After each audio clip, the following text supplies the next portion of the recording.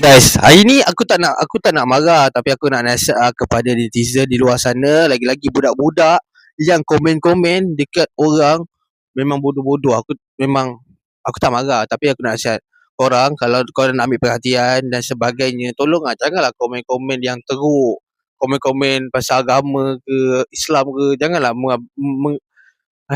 janganlah macam benda tu macam astaghfirullah, jangan macam tu. Kawal lah sikit komen. Kalau komen hina tak kisah, tapi janganlah komen tu sampai nama Tuhan ke dan sebagainya lah, yang benda tak elok. Aku baru-baru ni aku tengok live kan Abah Boss, lepas tu Solos kan. Tengok live dia kan.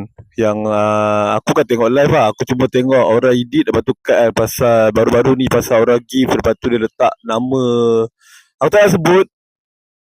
Tapi bagi pendapat aku lah, korang lah budak-budak zaman sekarang, kau janganlah jadi kau ajar tu. Ni bukan dia setakat marah, tapi nasihat lah. Kau jangan jadi kau ajar dia. Kita ni hidup ni kena beradab dia. And agama macam tu jangan main bagi aku. Kita ni kalau nak dapat perhatian daripada orang pun, ataupun nak perhatian sekalipun, jangan nak buat benda-benda macam tu. Benda macam tu tak baik. Kau tahu tak, benda-benda macam tu dah kira kira apa panggil, merosakkan kita punya nama, agama kita semua. Bagi aku benda-benda macam tu tak patut kita buat. Lebih-lebih lagi pada zaman sekarang kan, pada era sekarang yang virus sekarang ni kan.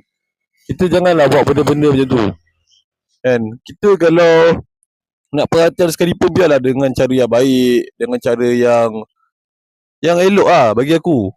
Kau janganlah guna-guna macam tu kan, kalau nak dapat perhatian daripada orang. Sebab apa tau? Sebab benda tu akan mencerminkan diri kita, siapa kita sebenarnya.